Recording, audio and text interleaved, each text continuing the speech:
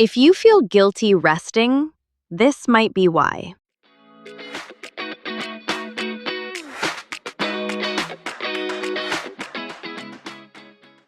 He used to play basketball every single week with the same 3 guys from college. Now, when the group chat lights up with the usual Thursday night invite, he types back, "Swamped, gotta grind," and doesn't grind at all. He ends up on the couch, phone in hand, not resting and not working, just stuck somewhere in between. What's keeping him off the court isn't actually his schedule. It's a rule he's never said out loud. You'll hear exactly what that rule is and why working harder can't undo it. You're listening to Your Space Today, the podcast where we decode fatigue, stress, and burnout so you can rise again. Every Tuesday, we explore the hidden connections between your habits, your health, and your happiness, giving you the tools to take back your energy and your life.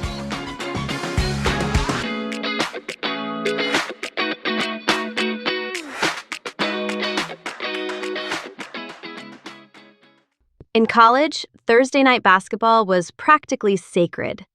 Theo and the same 3 guys showed up every week without fail. It wasn't really about the score, it was just the thing that held the group together.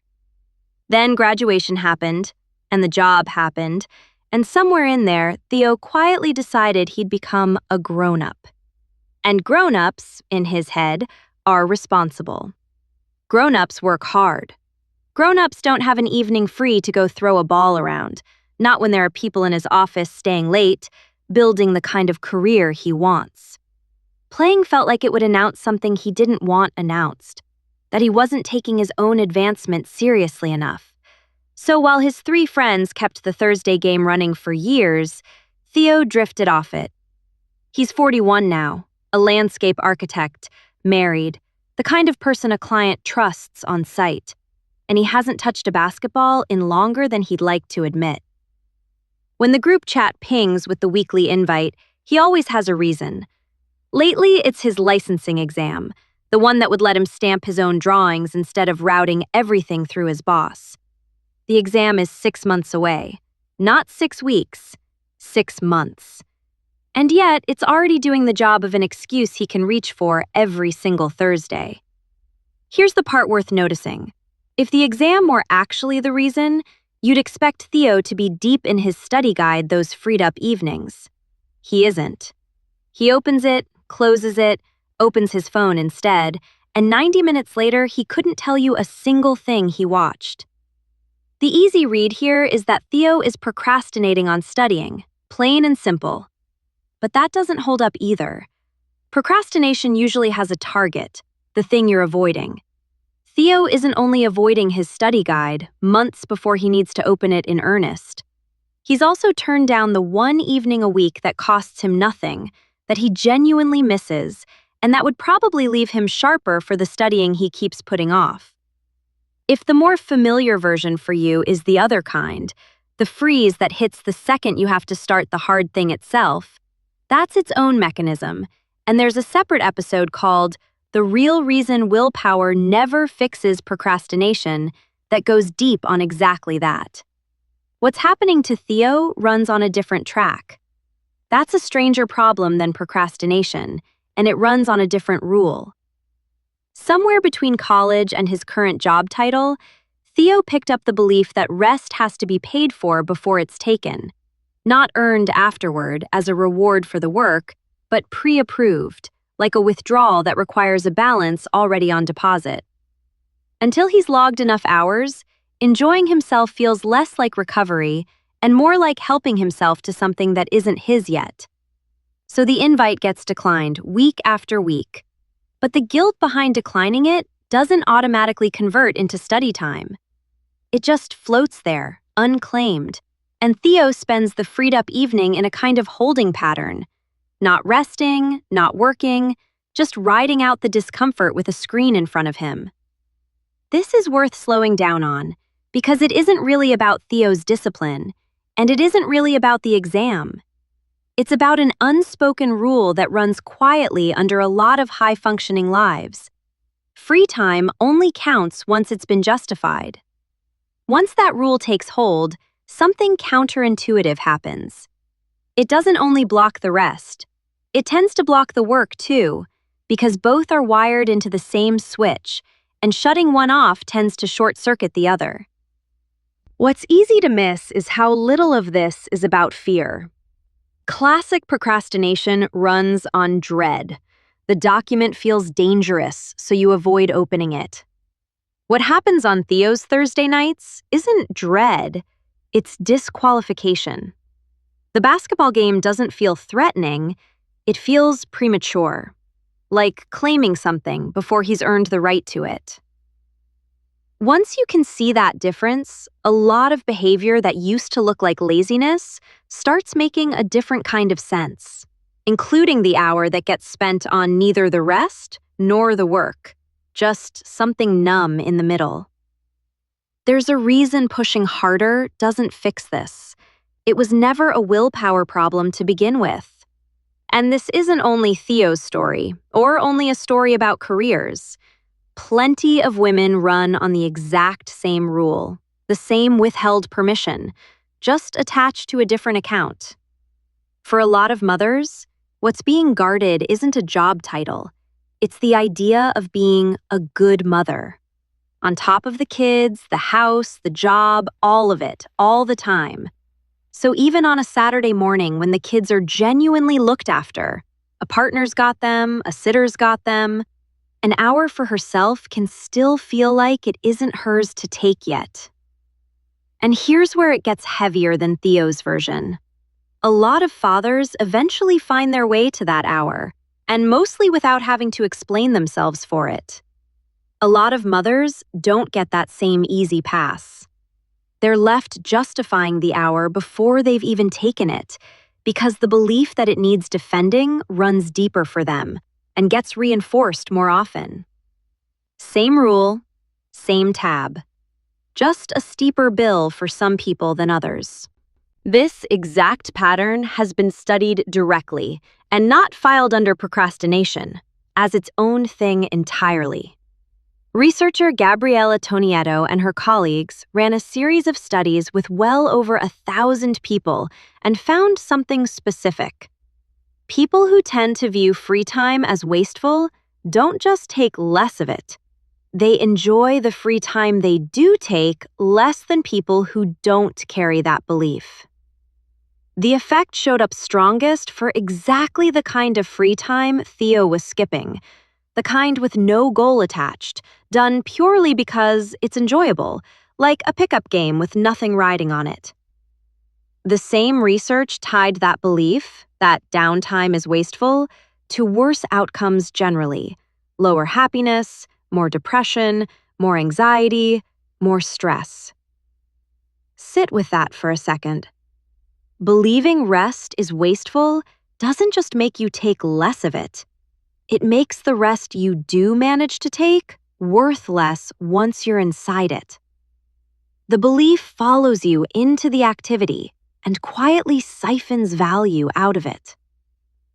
Alongside that is a separate finding, sometimes called idleness aversion, a well-documented tendency for people to avoid open, unstructured downtime and to grab almost any excuse, however weak, to stay busy instead.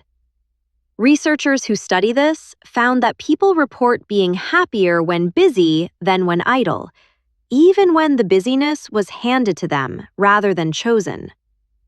Nobody actually wants to sit with nothing to do. But nobody wants to be busy for no reason either. People want a justification, and that's the trap. Rest needs a permission slip, and most people were never taught how to write themselves one. Picture a tab that never gets settled. The basketball game isn't blocked outright, there's just a running bill in front of it, and Theo doesn't feel like he's paid enough into the account yet. Studying doesn't clear that tab either, because the guilt was never really about hours logged. It's a separate ledger. and nothing he does at his desk deposits into it. That's the mechanism behind Theo's Thursday. Not fear of the exam, a tab in front of the basketball game that his studying was never going to settle. Knowing that doesn't close the tab on its own. Something else has to shift first, and it isn't what most people reach for. Most advice for this situation lands somewhere around be more disciplined, block your calendar, push through. That advice assumes the problem is a scheduling failure. It isn't. The problem is that Theo doesn't feel entitled to what's already sitting on the schedule. Here's the part that makes this genuinely hard to fix on your own.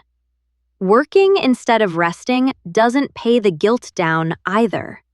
A doctoral study out of UC Irvine on what researchers call free time guilt, feeling bad specifically about spending time enjoying yourself instead of being productive, found that people high in this trait didn't report feeling any better about their day on the days they chose productivity over rest. The guilt didn't get settled by working. It just stayed on the books, waiting for the next quiet moment to attach itself to. So Theo can't outstudy this feeling. That's not a failure of effort on his part. It's the nature of the guilt itself. It was never really tracking hours worked. It's tracking a belief about what he's allowed to have. And when both work and rest feel closed off, most people default to whatever costs the least energy to choose. There's a well-known finding in psychology, first documented by Roy Baumeister and his colleagues, that self-control draws down like a battery. The more of it you spend forcing yourself through hard things, the less is left over to make a good call about how to spend the time after. So people don't end up choosing rest on purpose. They end up on the couch by default because it's the only option that doesn't require defending itself. Even that doesn't work the way it's supposed to. Researchers studying media use and recovery found that when people in this depleted state turned to something like television, they were more likely to label the time as procrastination rather than genuine rest. And that label mattered. The guilt attached to it was linked to a measurably smaller recovery benefit from the very activity meant to restore them. The people who most needed what entertainment can offer were the least likely to actually get it, because part of them kept scoring it as cheating. There's also a cultural layer worth naming. Research on status and time use has found that in many professional circles, looking busy has quietly become a way of signaling importance, as if a packed calendar is proof you matter. That pressure doesn't make the tab in front of Theo's rest any smaller. If anything, it adds another reason not to pay it. None of this stays contained to Thursday nights forever. Skip real recovery long enough, and organizational researchers who study workplace stress have traced a pattern they call the recovery paradox. The people under the most pressure to perform are often the ones least able to actually rest, which leaves them arriving at the next stretch of demands already running on empty, which then makes the following recovery even harder to pull off. It's a loop that tightens on its own unless something interrupts it. This connects to more than willpower. What you eat when you're depleted, whether your body gets any real movement during the day, how you talk to yourself when you fall short, and whether your sleep and downtime have any rhythm to them at all, these feed each other more than most people realize. A guilt-driven Thursday doesn't just cost Theo a basketball game. It nudges his eating, his sleep, his self-talk, all in the same direction. We map out how those connections tend to work in more depth on our website, linked below, if you want to see where your own version of this shows up. None of that resolves anything by itself. So here's what does. Let's talk through this step by step, because the fix isn't trying harder to relax. It's changing what rest is allowed to mean in the first place. Start here. Notice that rest genuinely serves your work, and let yourself say so out loud instead of hiding that fact to avoid feeling indulgent. Tony Edo's research found something useful on exactly this point. Free time framed as serving a goal, even loosely, is enjoyed more by people prone to this kind of guilt than free time framed purely as an end in itself. That's not about lying to yourself. A basketball game that clears Theo's head so he can focus that evening isn't a watered-down version of rest. It's rest doing the job it was always going to do anyway. Next, put it on the calendar with the same weight as a work commitment. Not if there's time. A fixed slot, treated the way you'd treat a meeting. That single change moves the activity into a different category. It stops being a spontaneous indulgence you have to justify in the moment and becomes something you keep, not something you request permission for. Here's the experiment to try this week, and it only asks one thing of you. Pick one rest activity, put it on your calendar at a specific time, and write a single, honest sentence next to it about what it does for you. Even something as plain as, "This clears my head for tonight's work." Then treat that slot the way you'd treat time with your manager. Don't cancel it to catch up on something else.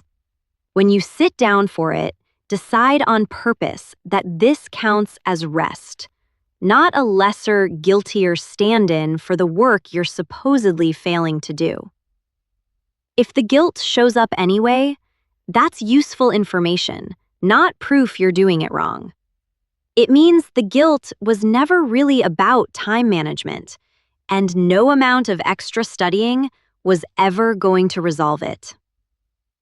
Researchers studying self-compassion, treating yourself with the same patience you'd offer a friend, have found it's consistently linked to less avoidance and lower stress, while harsh self-criticism tends to feed more of the exact guilt that's driving the cycle, not less. Being hard on yourself for resting doesn't buy you more hours of studying. Mostly, it buys you more guilt. This isn't about becoming someone who stops worrying about the exam. It's about closing the loop where guilt disqualifies the rest, depletion disqualifies the work, and the hour in between gets spent on something that helps with neither. Theo's Thursdays didn't change because he found more willpower. They changed when he put the basketball game back on the calendar with a reason attached to it. Treated it like a commitment instead of a reward he hadn't earned, and let himself count it as rest without an asterisk next to it. If you recognize him in yourself, the canceled plan, the guilt that never actually turns into productivity, the hour that disappears into neither category, that's where to start. Not with more discipline, with a permission you write for yourself, on purpose, ahead of time. Thank you for listening. Take care of yourself. You deserve it. Your Space Today is published every Tuesday at 6 p.m. For detailed information, disclaimers, scientific references, visit the links below this podcast. This podcast is for educational purposes only and does not constitute medical advice, diagnosis, or treatment. Always consult with your healthcare provider regarding any health concerns.